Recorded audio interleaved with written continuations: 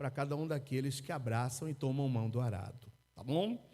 Então, como eu dizia, nós temos aprendido com a vida de Neemias também qual deve ser a nossa atuação nessa obra de reconstrução também de nossas vidas, nesse tempo pós-pandemia, mas muito mais ainda, a obra de reconstrução da nossa igreja. Eu hoje pregava na manhã, lá no Templo Batista, em Vila São José, e conversava com o pastor Ademário. O pastor Ademário dizia: pastor, a gente está retomando também aos poucos aqui agora, nós precisamos saber com quem nós vamos poder contar. Muitas pessoas se dispersaram, muitos se acomodaram, outros estão chegando, ainda não preparados. Então nós temos essa miscelânea de gente nova chegando, dos crentes mais antigos, e precisamos reconstruir novamente o projeto da igreja.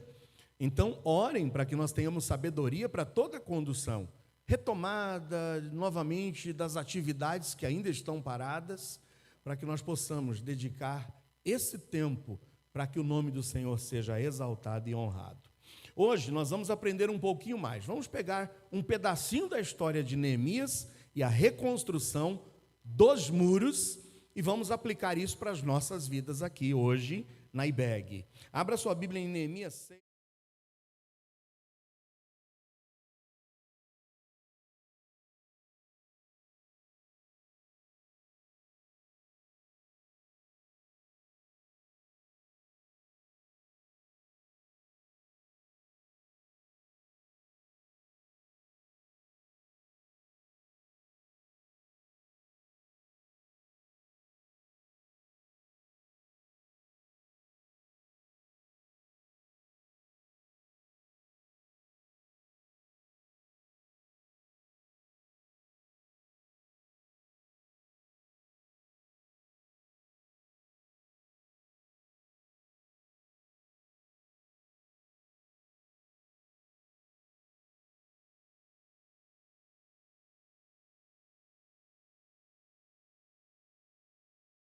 Aqui é inimiga do povo de Deus e inimiga do projeto de reconstrução.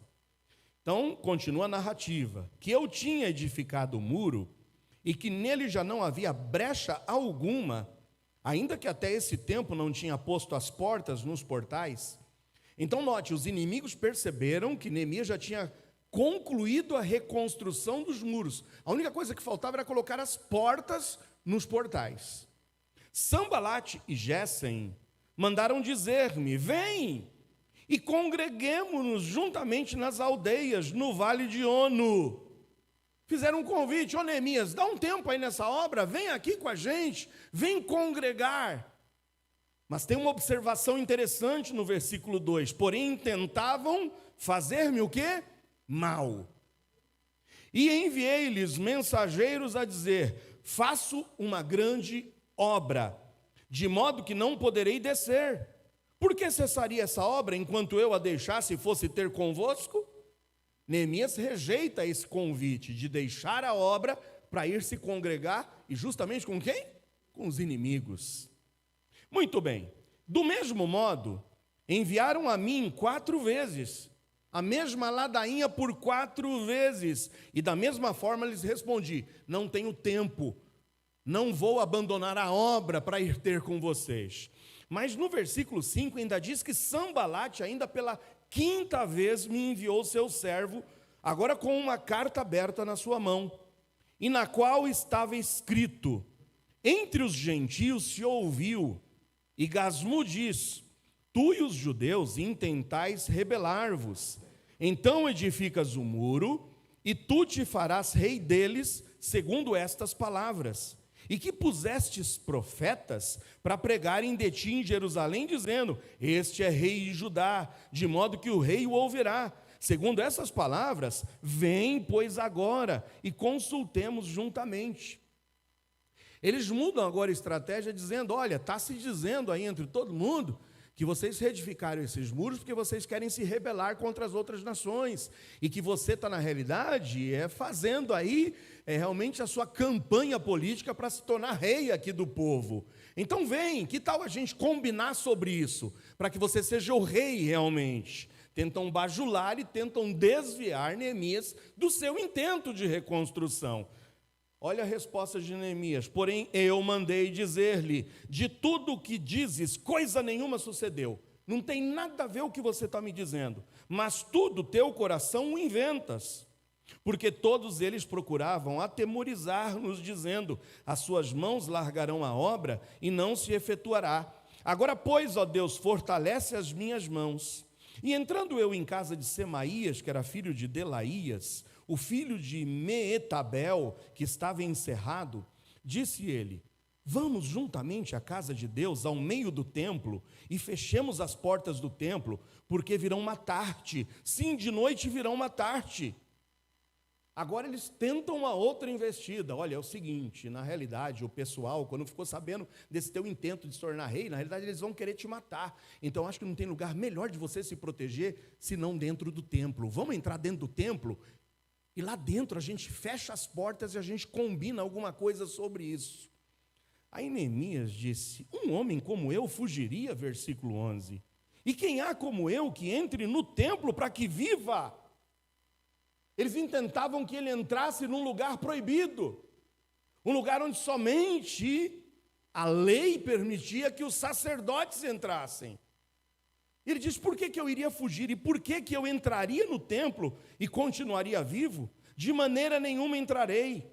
E percebi, nota o versículo 12, percebi que não era Deus quem o enviara, mas essa profecia falou contra mim, porquanto Tobias e Sambalate o subornaram. Chegou até a profeta querer demover Neemias do seu intento de reconstrução, dizendo que era o Senhor quem estava dizendo. E Neemias, olha, em contato direto com Deus, sabia: vocês estão falando isso por suborno. Para isso subornaram, para me atemorizar, e para que assim fizesse e pecasse, para que tivesse alguma causa para me infamarem e assim me vituperarem. Lembra-te, meu Deus, de Tobias e de Sambalate, conforme a estas suas obras, e também da profetisa Noádia, e dos mais profetas que procuraram aterrorizar-me. Acabou-se, pois, o muro aos 25 do mês de Elu, em 52 dias. Amém. Porque nada demoveu Neemias do seu intento de reconstruir os muros de Jerusalém.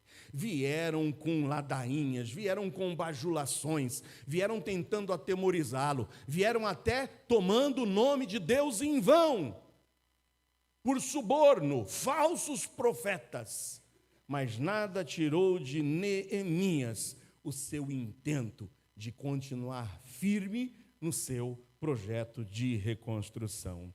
Hoje eu quero chamar a tua atenção, olhando para essa seriedade, para essa responsabilidade, para esse intento inabalável de Neemias, dizer para vocês que hoje também, para reconstruir, é necessário seriedade. É necessário que nós encaremos a obra do Senhor com seriedade. É necessário que todos nós saibamos que nós temos uma responsabilidade em nossas mãos. Uma vida para ser vivida diante de Deus, um projeto de reconstrução em nossas mãos. Isso exige de cada um de nós seriedade.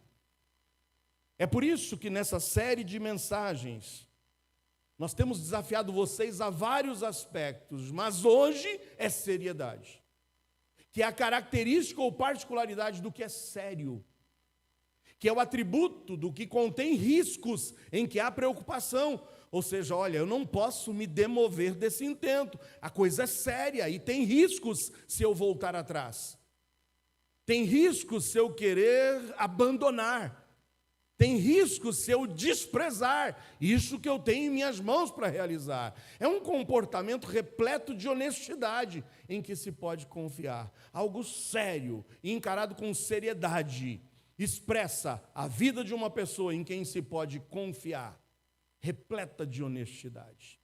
Não é à toa que durante esses domingos, os que já se passaram, os 5, eu tenho dito para vocês que a gente precisa encarar com seriedade a reafirmação do nosso fundamento, de quem é o fundamento dessa igreja, de quem é o alicerce dessa igreja. No primeiro domingo reafirmamos: Cristo é o nosso alicerce. Nós temos uma missão a cumprir aqui em Bugaçu. Nós temos uma missão para cumprir como cristãos. E nós não vamos fugir. Nós vamos continuar com seriedade, reafirmando a cada culto que Jesus é o centro dessa igreja. É por isso que eu tenho dito para vocês que precisamos encarar com seriedade, que depois de se estabelecer, reafirmar e reforçar um alicerce, a gente tem que erguer, edificar colunas fortes. E eu tenho dito para vocês que com seriedade nós vamos reconstruir essa igreja e a história de nossas vidas, sabendo que essas colunas que sustentam a igreja é o ensino, é a evangelização, é o estímulo, é a exortação. Com seriedade, precisamos dar a nossa contribuição. E eu não digo só a contribuição com os nossos recursos, mas com seriedade sabermos que nós precisamos dar a nossa contribuição com os nossos talentos, com a nossa vocação, com os nossos dons espirituais, com o nosso serviço. Neemias não se demoveu, Neemias não saiu de onde estava. Ele falou: eu não tenho tempo agora para conversa fiada, eu não tenho tempo para ficar festejando com o inimigo, eu não tenho tempo para abandonar a obra do Senhor e ir, quem sabe, ser seduzido pelo poder, pela liderança, por posição. Eu não tenho tempo para perder ouvindo pessoas que estão falando em nome de Deus o que eu devo fazer, porque eu sei que eu estou firmado é nessa palavra. Eu disse para vocês, tem muita gente esperando que os outros digam, por uma revelação profética, o que deve ser feito. Nós já sabemos o que temos que fazer, porque essa palavra para nós é revelação final de Deus, amém ou não? E essa palavra quem nos conduzirá nesse projeto de reedificação. Contribua, meu irmão, é por isso que eu disse, hoje você vai poder assinalar um xizinho onde você quer contribuir nessa obra de reconstrução. É necessário seriedade no orar. A obra só prosperará se nós continuarmos com os nossos joelhos no chão, se continuarmos, sim, nos aproximando de Deus através da oração. E nós não podemos fraquejar no orar. E vimos na semana passada que temos que ter seriedade em saber que para reconstruir é necessário o necessário. Não devemos perder tempo com o que é supérfluo. Por isso temos que negar o supérfluo e nos nutrir do que é essencial. Sim, para reconstruir, amados irmãos, é necessário seriedade. E hoje eu quero falar de 4 aspectos. E já que hoje é a letra S, eu digo para vocês, a primeira coisa que precisa ser encarada com seriedade é a questão da salvação. Sabe, meu amado, que quem sabe adentrou a essa igreja hoje e que ainda não teve um encontro pessoal com Jesus, presta muito atenção no que eu vou te dizer agora. A salvação não pode ser negligenciada. A salvação não deve ser deixada para segundo plano. A salvação é algo que precisa ser atentado com seriedade para você. Eu digo, a salvação, ela é algo grande que Deus tem para nós. Porque grande é o problema envolvido. É grande e sério o problema que envolve as nossas vidas. Por isso que é necessária uma salvação igualmente grande. Para que você entenda, abra sua Bíblia em Hebreus 2, 1 a 3. Olha o que a Bíblia nos diz em Hebreus 2, 1 a 3. O autor de Hebreus diz o seguinte: portanto, convém-nos atentar com mais diligência para as coisas que já temos ouvido, para que em tempo algum nos desviemos delas. Presta atenção. Atente com diligência para as coisas que já temos ouvido, para que em tempo algum nos desviemos delas. Porque se a palavra falada pelos anjos permaneceu firme, e toda transgressão e desobediência recebeu a justa retribuição, o que o autor está dizendo é: olhe para o passado, olhe para todos os alertas que nós já vimos nessa palavra. Olhe para as palavras dos anjos quando chegaram e disseram a Abraão: avisa para o teu sobrinho Ló que ele precisa sair correndo para que ele salve a sua vida. Atente para todos os avisos dados no passado. Quando Deus, por um período de 120 anos, avisou a Noé: Noé, alerta esse povo, e é o que a gente tem estudado às sextas-feiras, nos nossos estudos do panorama bíblico. Alerta esse povo que a maldade deles chegou até a mim, e que eu os destruirei. Da mesma forma que Deus alertou no passado e cumpriu a sua palavra, e todos que desobedeceram receberam justa retribuição. O versículo 3 está nos desafiando agora a que encaremos com seriedade que não há como escaparmos. Como escaparemos nós se não atentarmos para uma tão grande salvação, a qual, começando a ser anunciada pelo Senhor, foi-nos depois confirmada pelos que a ouviram? Não podemos menosprezar, deixar a salvação para segundo plano. Deixarmos a salvação para pensarmos nisso depois. O Senhor está nos dizendo: não tem escapatória para a gente, não há como escaparmos se não atentarmos para essa tão grande salvação. Você que está aqui e que ainda não abraçou essa salvação, ou que nem sabe do que se trata essa salvação, ouça com atenção o que eu tenho para te dizer hoje. Você precisa encarar com seriedade. Não despreze as oportunidades que Deus te tem dado, e talvez hoje seja uma oportunidade que o Senhor está te dando para ouvir atentamente acerca da salvação.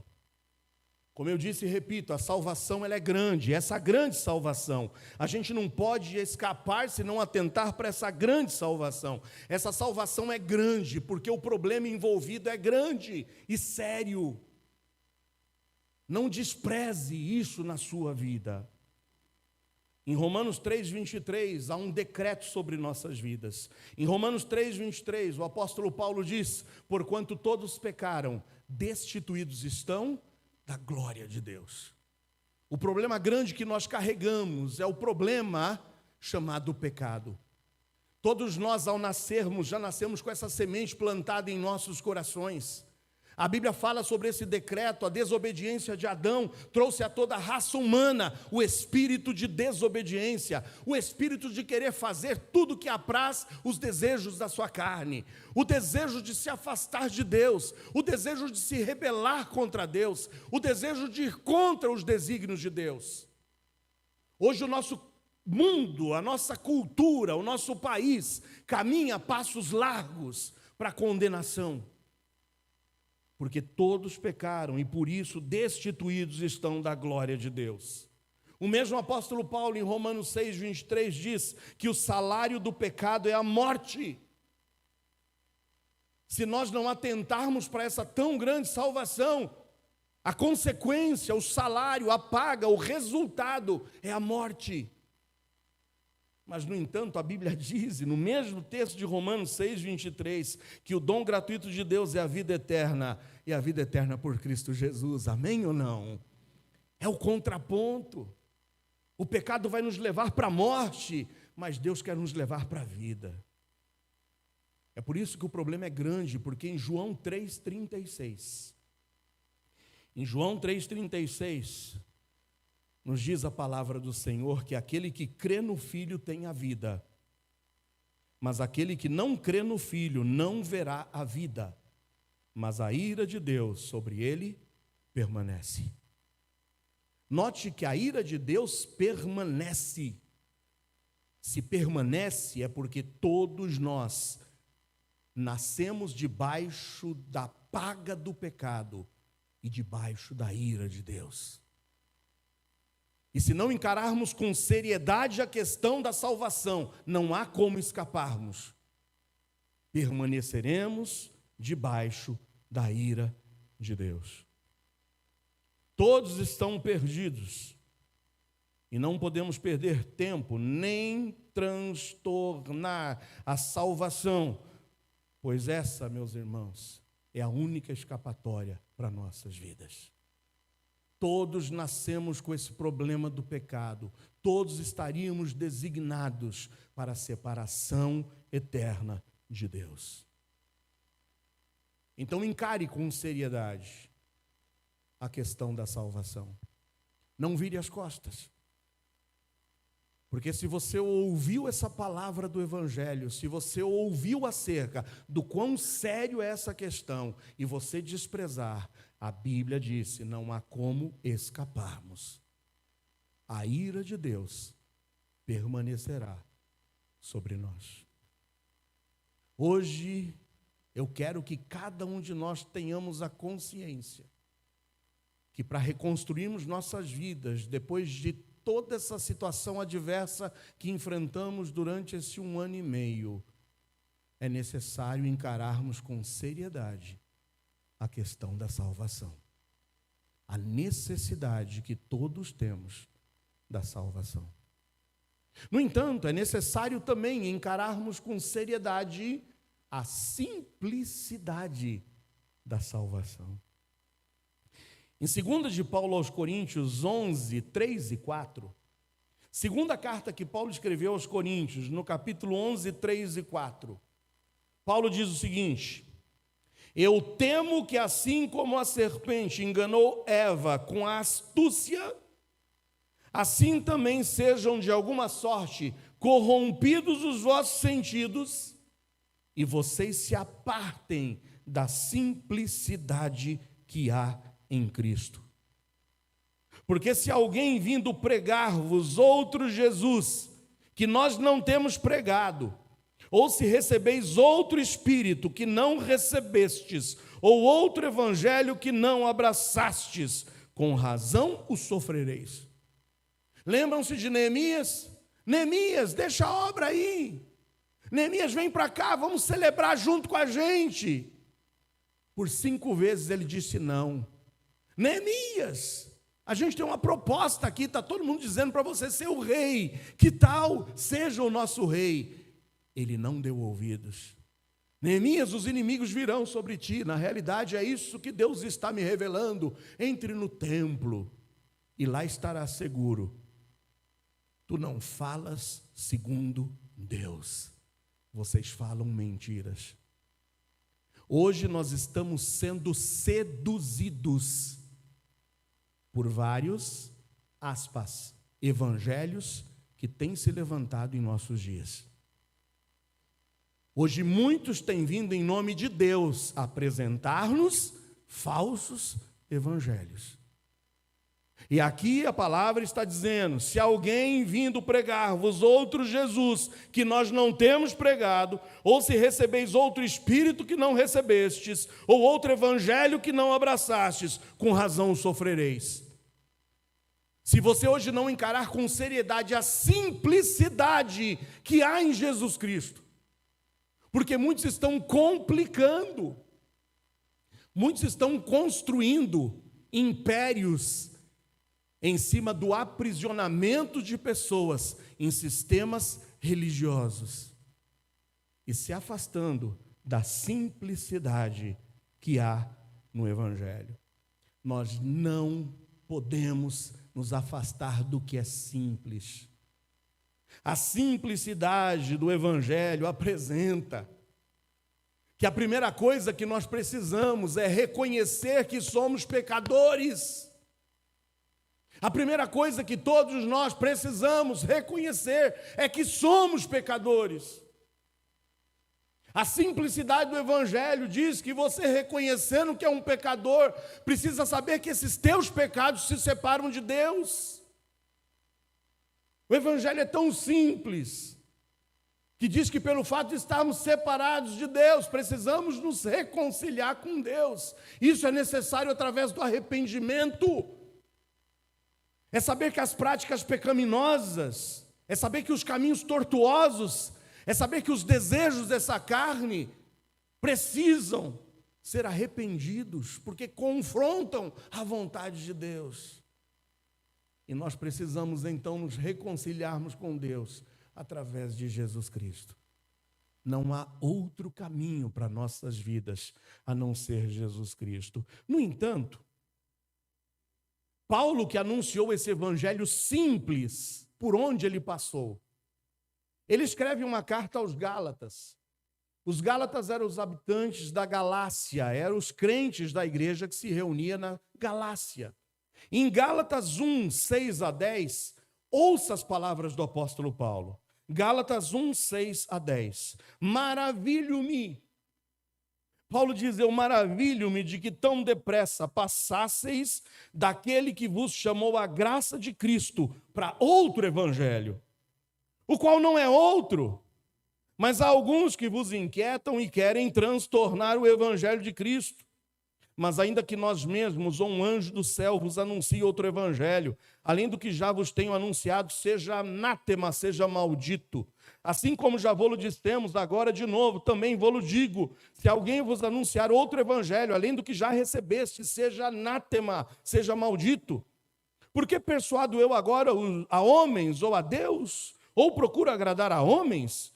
Porque se estivesse ainda agradando aos homens, não seria servo de Cristo. Paulo se admira como os Gálatas, que haviam sido evangelizados por ele, com a simplicidade do evangelho, tão rápido quisessem agora retornar a antigas regras, ou impor regras e mais regras. Eu poderia citar a vocês algumas regras que nos são impostas por sistemas religiosos, que nos impõe a necessidade de nós ficarmos aprisionados a práticas religiosas, com a intenção de que essas práticas religiosas nos levem à tão almejada salvação. Eu poderia citar o próprio catolicismo, e me perdoe, mas o que eu vou lhe dizer é o que a Bíblia nos diz. Primeiro, tudo começa no batismo. A criança precisa ser batizada, porque é o batismo que vai introduzi-la à salvação. A criança que não é batizada está fadada a, quem sabe, se morrer, ir ao limbo, onde depois precisaremos, é claro, interceder para que do limbo ela saia. Você deve se lembrar da roupinha que a gente comprava para as crianças recém-nascidas, aquela calça que tinha o pezinho ali coberto também. Como era o nome daquela calça? Pagãozinho. Porque a criança era considerada pagã. Aí você precisa do batismo. Você precisa depois da confissão. Você precisa da Eucaristia. Você precisa depois de passar pelo sacerdócio. Você precisa passar pela unção. São degraus onde se busca a intercessão de outros fora de Jesus. Eu poderia citar para vocês o budismo, muito atraente. E eu te digo, a pessoa que é adepta do budismo, ela é uma pessoa de caráter, é uma boa pessoa. Porque o budismo a leva à prática de boas obras e de uma vida regrada. Se torna uma boa pessoa de caráter. Mas o budismo nos apresenta o fato de que a nossa alma, ela não consegue atingir a iluminação em uma vida. Todo budista almeja e busca a iluminação da sua alma, que seria a sua libertação completa, atingir a iluminação como o Buda atingiu. Só que para isso será necessário inúmeras vidas. É um processo de nascer, viver, morrer. Renascer, viver, morrer. Renascer, viver, morrer. E o budismo ensina o seguinte: certamente será difícil de atingir a iluminação nessa vida. Assim sei que renascerei e terei futuras existências. Por isso devemos seguir e servir o Dharma sagrado, ou seja, um modo de vida correto de se viver. E rogar para que nas próximas existências eu renasça na condição humana e possa praticar e servir ao Dharma novamente. Desse modo eu posso continuar a trilhar o caminho da iluminação na eternidade da minha alma, buscando obedecer às 4 nobres verdades de Buda. Saber que tudo na vida é sofrimento, saber que o sofrimento é causado por nossos desejos, saber que o sofrimento pode ser levado ao fim quando a gente controla os nossos desejos, e saber que o homem pode ser libertado de todo esse sofrimento seguindo o caminho de 8 vias de Buda. Meu Deus do céu, quanta complicação! 4 verdades, 8 vias. Paulo disse, eu temo que vocês se afastem da simplicidade que há em Cristo. O que dizer do islamismo?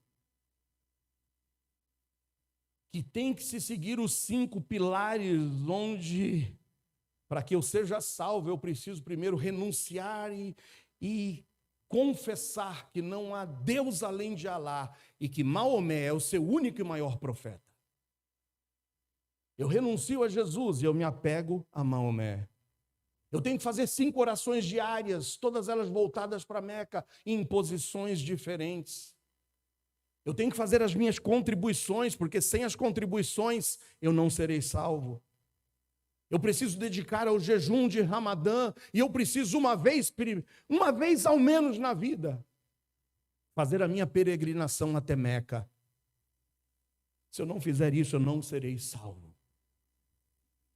Agora tem algo que eu posso fazer para eliminar de tudo e conseguir a salvação instantânea. É morrer pela causa muçulmana. É por isso que a gente vê jovens dando a sua própria vida para que cheguem ao paraíso. O que dizer do próprio judaísmo? Onde Jesus se deparou tantas vezes com os ritualismos, com as regras e com toda a confusão dos fariseus, que, segundo as palavras de Jesus, nem entravam no céu e nem deixavam os outros entrar. Sabe, hoje eu quero te dizer que você precisa encarar com seriedade a necessidade de sermos salvos. Mas você precisa encarar com seriedade que essa salvação é simples. Cristo não aprisiona, Cristo liberta. E quando a gente conhece a verdade nos liberta. Em nenhum outro a salvação, são as palavras de Pedro em Atos 4:12. Porque debaixo do céu nenhum outro nome é dado entre os homens, pelo qual importa que sejamos salvos. Disse-lhe Jesus em João 14:6, eu sou o caminho, a verdade e a vida. Ninguém vem ao Pai a não ser por mim. Paulo, quando escreve a Timóteo, diz, há um só Deus e um só mediador, intercessor entre Deus e os homens. Qual é o nome dele? Jesus. Não se afaste da simplicidade que há em Cristo. Encare com seriedade. Só Cristo salva. Só Cristo liberta. É simples assim. Reconheça que é um pecador. Reconheça também que esses pecados te separam de Deus. Arrependa-se. Arrependa-se. E reconcilie-se com Deus através de Jesus. Em Romanos 10, 9-13 diz, a saber, se com a tua boca confessares ao Senhor Jesus e em teu coração creres que Deus o ressuscitou dentre os mortos, serás salvo. Visto que com o coração se crê para a justiça e com a boca se faz confissão para a salvação. De modo que ninguém será confundido. Porque todo que invocar o nome do Senhor será salvo. Simples assim. Precisamos encarar com seriedade a salvação, precisamos encarar com seriedade a simplicidade da salvação, mas precisamos encarar com seriedade a segurança da salvação. João 10, 27-30. Em João 10, 27-30, as palavras de Jesus são estas. As minhas ovelhas ouvem a minha voz, e eu conheço-as, e elas me seguem. E dou-lhes a vida eterna, e nunca hão de perecer, e ninguém e ninguém, eu repito, e ninguém as arrebatará da minha mão.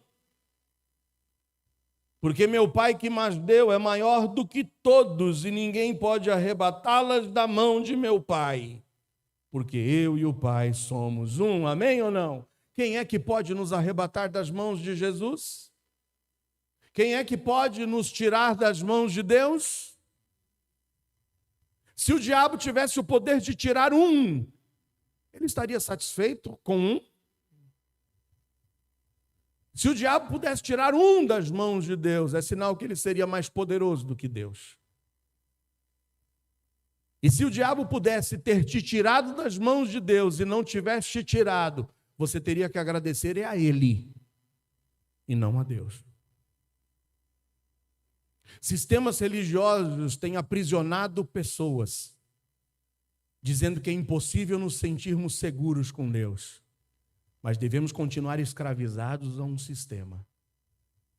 E tenta-se manter as pessoas aprisionadas nas correntes, nas semanas, nos trabalhos. E muitas pessoas acabam sendo escravizadas. Por quê? Eu nasci assim, eu continuarei assim, é assim que minha família sempre foi, é assim que eu continuarei. Não podemos menosprezar a segurança que temos em Jesus Cristo. Cristo nos mantém seguros em suas mãos. A salvação não está em minhas mãos, mas nas mãos de Cristo e de Deus, amém ou não? Sabe por que muitas pessoas se sentem inseguras e vem aí os jargões, vem aí os falsos ensinamentos, os falsos evangelhos de cair da graça, de perder a salvação, de salvo hoje, perdido amanhã, porque muitos acham que seremos salvos por aquilo que nós fazemos. Em Efésios 2, 8 e 9, o apóstolo Paulo diz, é pela graça que sois salvos, é por meio da fé. Isso não vem de vós, é dom de Deus, não vem de obras, para que ninguém se glorie. Eu sempre tenho desafiado vocês e dito a vocês que a nossa salvação precisa ser encarada com seriedade. Não é o que você faz que te manterá salvo, mas é o que Cristo fez na cruz do Calvário, amém ou não? Nossa salvação está nas mãos dele e não nas nossas.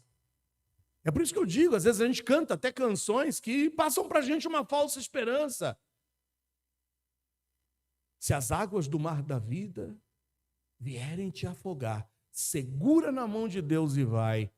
Coitadinho de você, se você achar que se você segurar na mão de Deus, você pode ir sossegado e tranquilo. A gente cansa e a gente solta. Mas sabe quem é que segura nas nossas mãos? É Deus, amém? E quando Ele segura, ninguém tira das mãos dEle. Eu posso estar seguro com Deus, não porque eu estou segurando na mão dEle, mas porque Ele segura em minha mão.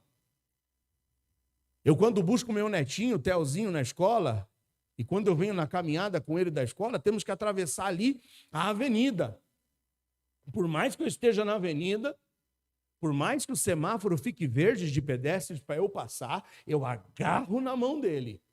Eu agarro e seguro forte. E eu falo, vamos agora, filho. E os carros que vêm dali, eu tomo a frente dos carros. Eu falei, se um carro vira uma moto, eu boto o meu corpo na frente.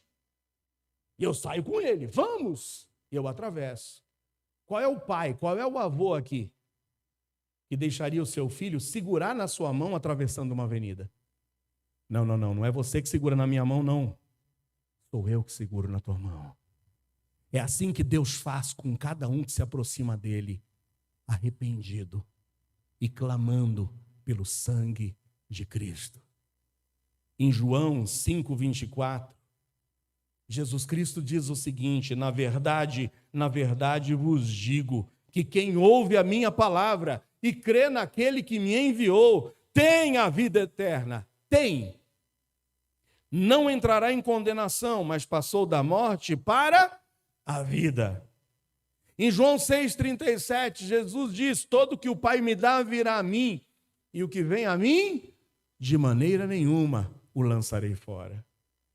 Mas agora eu te convido a essa leitura abençoada em Romanos 8, 33 a 39. Olha o que Paulo nos diz, olha esse hino de vitória em Romanos 8, 33 a 39. Quem intentará acusação contra os escolhidos de Deus? É Deus quem os justifica. Quem é que os condena? Pois é Cristo quem morreu, ou antes quem ressuscitou dentre os mortos, o qual está à direita de Deus, e o que também intercede por nós. Quem nos separará do amor de Cristo? A tribulação, a angústia, a perseguição, a fome, a nudez, ou o perigo, ou a espada? Como está escrito, por amor de ti somos entregues à morte todo dia, somos reputados como ovelhas para o matadouro. Mas em todas estas coisas somos mais do que vencedores por aquele que nos amou. Porque estou certo de que nem a morte, nem a vida, nem os anjos, nem os principados, nem as potestades, nem o presente, nem o porvir, nem a altura, nem a profundidade, nem alguma outra criatura nos poderá separar do amor de Deus que está em Cristo Jesus, o nosso Senhor. Amém ou não? Nada nos separa do amor de Deus. Encare com seriedade a segurança que o Senhor te dá. Mas, por último, para reconstruir é necessário seriedade com relação à santidade. É o quarto e último S. Em 1 de Pedro 1, 13 a 20, veja o que Pedro nos ensina. 1 de Pedro 1, 13 a 20. Portanto, cingindo os lombos do vosso entendimento, sede sóbrios, e esperai inteiramente na graça que se vos ofereceu na revelação de Jesus Cristo. Como filhos obedientes, não vos conformando com as concupiscências, desejos que antes havia em vossa ignorância, quando você ainda não tinha conhecido a Jesus. Mas como é santo aquele que vos chamou, sede vós também santos em toda a vossa maneira de viver. Portanto, está escrito, sede santos, porque eu sou santo. E se invocais por Pai, aquele que sem acepção de pessoas julga tudo segundo a obra de cada um, andai em temor durante o tempo da vossa peregrinação, sabendo que não foi com coisas corruptíveis, como prata ou ouro, que fostes resgatados da vossa vã maneira de viver, que por tradição recebestes dos vossos pais, mas com o precioso sangue de Cristo, como de um cordeiro imaculado e incontaminado. Para reconstruir, é necessário seriedade. E seriedade com relação à santidade que Deus exige de cada um que se aproxima dele. Spurgeon já dizia, a santidade é o lado visível da salvação. Quantos aqui são salvos? Diga amém. Quantos já foram lavados pelo sangue do Cordeiro? Sabe qual é o lado visível dessa salvação? Uma vida de santidade.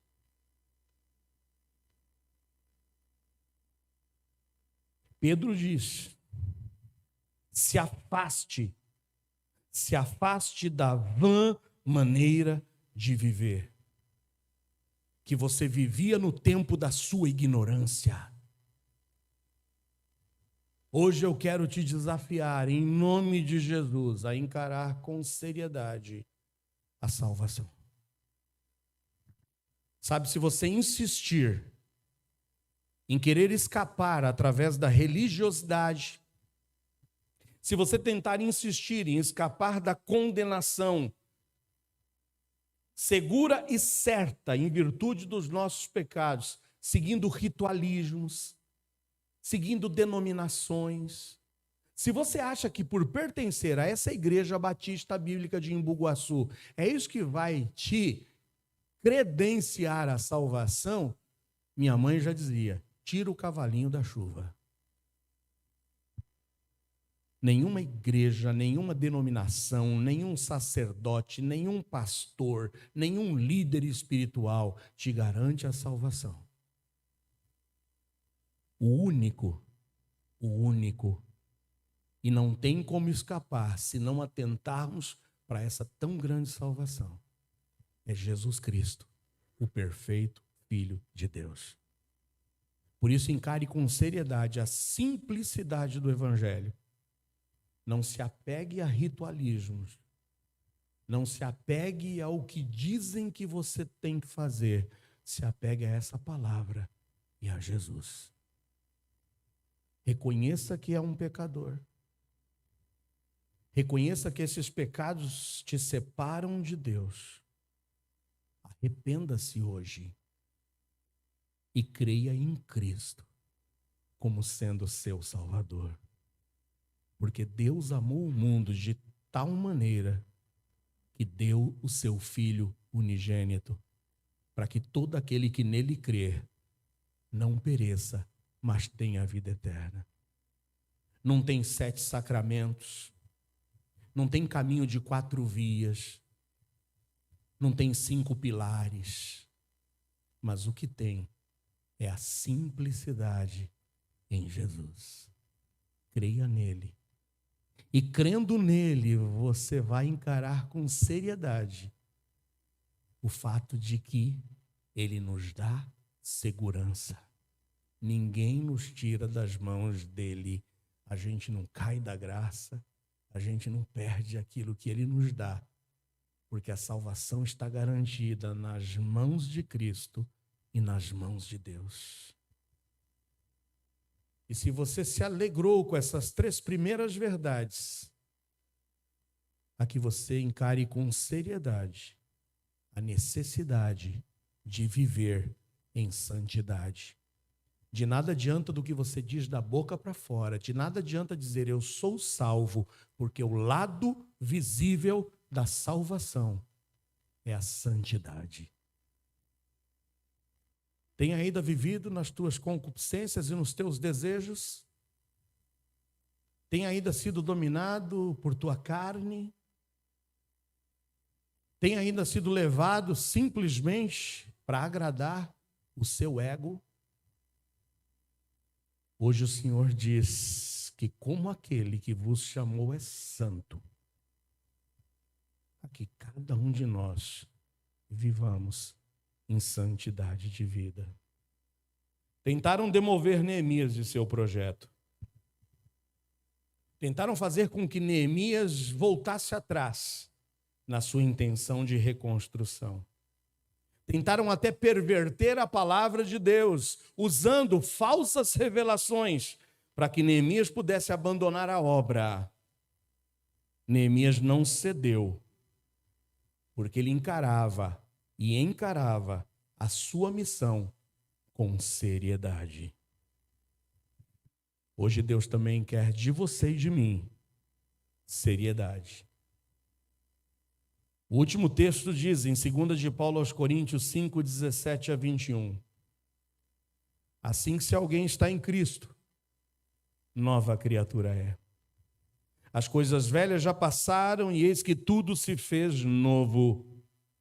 E tudo isso provém de Deus, que nos reconciliou consigo mesmo, por Jesus Cristo, e nos deu o ministério da reconciliação. Isto é, Deus estava em Cristo reconciliando consigo o mundo, não lhes imputando os seus pecados, e pôs em nós a palavra da reconciliação.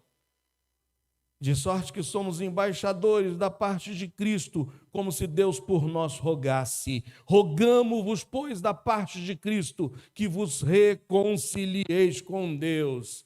Esse é o pedido, esse daqui é o rogo. Paulo está implorando, se reconcilie com Deus, porque aquele que não conheceu o pecado, ele se fez pecado por nós, para que nele, em Jesus, nós fôssemos feitos justiça de Deus. Jesus Cristo mudou a sua vida já? Amém ou não? Se alguém está em Cristo, se torna uma nova criatura. Hoje Jesus Cristo quer mudar a tua vida. Encare hoje com seriedade essa primeira necessidade, é a necessidade de salvação. Não saia daqui. Você hoje ouviu, e quando a gente ouve, a gente traz um encargo, e com seriedade, você encare e viver de hoje para diante uma vida de santidade. Fecha seus olhos, abaixa a tua cabeça. Pastor, eu